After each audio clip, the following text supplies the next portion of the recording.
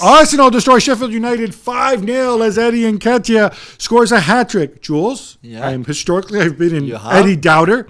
Should I be revisiting my opinion based on that performance? I've always thought you were a bit harsh on him. He's a good player. He's maybe not... I'm sure he's a good person too. He's a very good person, and it showed by the fact that he could have taken that penalty for his fourth. He scored fourth goal. He let it to Fabio Vieira, whose wife is expecting a baby boy. So a baby Fabio Vieira? Did he come out with a little goatee? We'll see. I don't know. He's not born yet. We'll see. But no, he gave the ball to his teammate, to his mate. Okay, so he's a good person. He's a good person. There's a good player there. You see on the first touch, on the first goal, for example, which is beautiful. One of the best first touch you've seen this weekend with Dominic Calvert-Lewin. That's right. And it's good. Okay, it was only Sheffield United, who are a terrible and everybody's injured team. For them. One of the worst. Well. Yeah, but still. They have a serious list of injuries too. Still terrible. They've been terrible even when all the starters were there. So it's good for him. It's good for his confidence. And already with this hat-trick, he's almost scored as many as last season in the league where he had 5. So, yeah, I'd feel better for Arsenal if they had a centre forward and he was the reserve.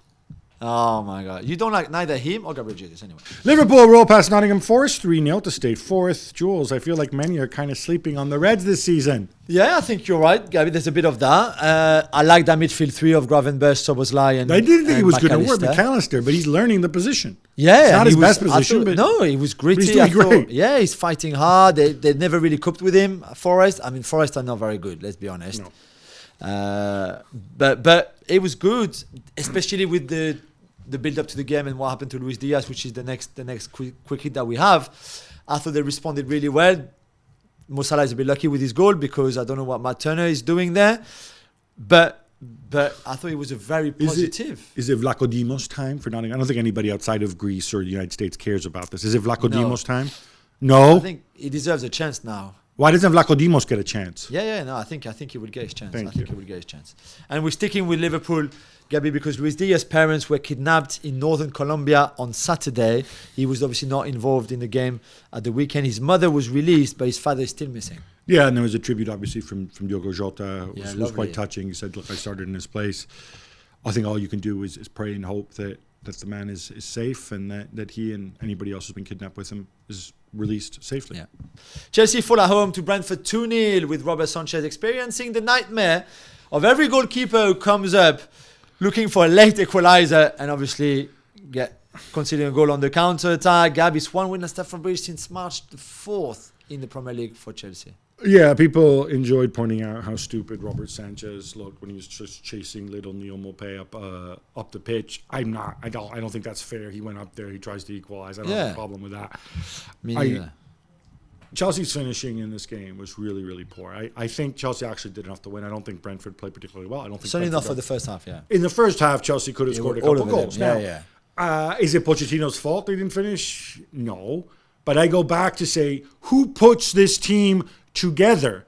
Who goes into the season with Nico Jackson, one season of top flight football in his belt, in Villarreal, where there are no fans, right? Yeah. And nobody else. There's no alternatives. You have Armando Broja coming off the injury, and he's obviously the man's injured again. Yeah. And the kid who came on, who also missed a great chance, this poor guy, David Washington, he's just turned 18. Yeah. Who thinks this is a coherent way? Hey, Poch, by the way, not blameless. I don't like this. I don't like this Disasi at right back when you've got Reece James and Malo Gusto on the bench. Why are these guys there? I know. Right? Kukurea, I don't need to see him again. I realize Enzo wasn't there. Do better, because you know what? You're not getting out of jail. Yeah, you could have won this game, and maybe you should have with better finishing and whatever, right? And Nkunku's coming back, great. Maybe Nkunku can turn into Bellingham, supposedly next month, right? But come on, man. Please work on Nico Jackson's movement. Your video staff, everybody, please, because what he does or doesn't do, especially. He's learning, but why put him in this position? But that's not his position. He was never centre forward anyway. But now that you want to play him there, please work on his movement. Help him out because right now he's completely lost.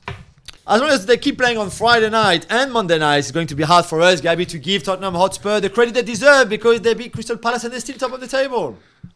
This is a huge win. This is a big win. They're still there. Big win against what? Against a team of like Ghost or something. Crystal Palace are one of the worst teams. Okay, stop picking on Roy Hodgson. But he is useless, and so is that team. By the way, I subscribe to what you say about Palace. but Palace aren't bottom of the league, and they're not second bottom. No, I and don't they're going to believe stay third up. bottom. Good for them. They're comfortable. No, but this is a broader was problem bad. we have in the Premier League this season. Very right? true that. It's not a good. The imbalance it's not of a good power is league. as bad as it's ever been. But look, can we just talk about Big Ange? Yeah. Mate, come on, mate. It's another win.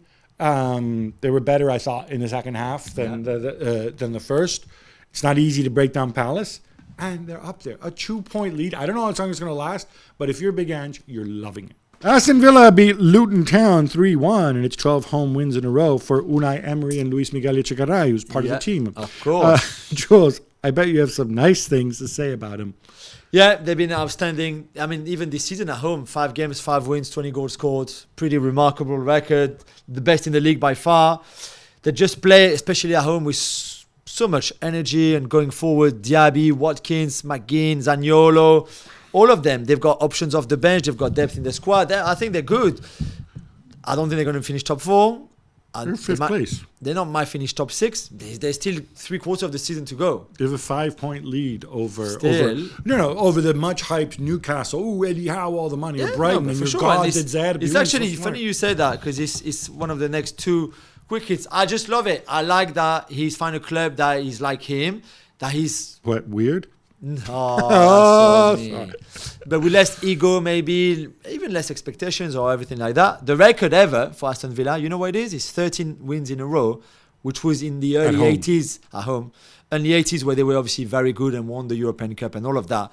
Ron Saunders, I believe. Yes, that's right, the Ron Saunders team. So let's see. I think the next game is Fulham at home, the next home game. So they can definitely. Oh, you're so mean. And sticking with Villa, Gab, Nicolo Zaniolo has been fully cleared of those gambling charges and won't face any punishment. Yeah, and by the way, I think it's important to say this news. because the story comes out. He got lumped in with the other 2. He's fully cleared. But from the beginning, he said that he was not betting on football matches. He was playing blackjack and poker and stuff. Yes. Now, he was doing it on an unlicensed website, so he will get a fine for it, but he won't face any kind of sporting punishment for it. And I think that's important. And, I don't know if he's a gambling addict. I don't know how much he bet or what he bet or whatever, but it's his free time. And within the confines of football, it is not a crime. So I'm glad his name is untarnished, because this kid's been through a lot. Yeah. Callum Wilson scores twice as Newcastle are held away to Wolverhampton Wanderers 2-2. By the way, Gary O'Neill not happy. No.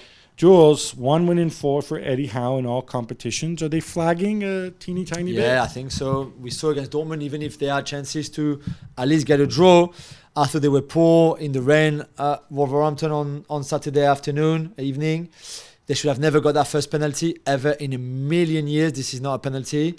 They didn't play well at all, I thought. They conceded 2 goals. It could have been more. And Wolves are a good team. We saw that against City, but we've also saw them not being really good this season either. So, you know what, with Newcastle, I'm not really sure what to expect anymore. Well, no Isak, no Tonali, no Botman. Is it still Newcastle? But they're still better than Wolves. Yeah, they still should be. I was still disappointed.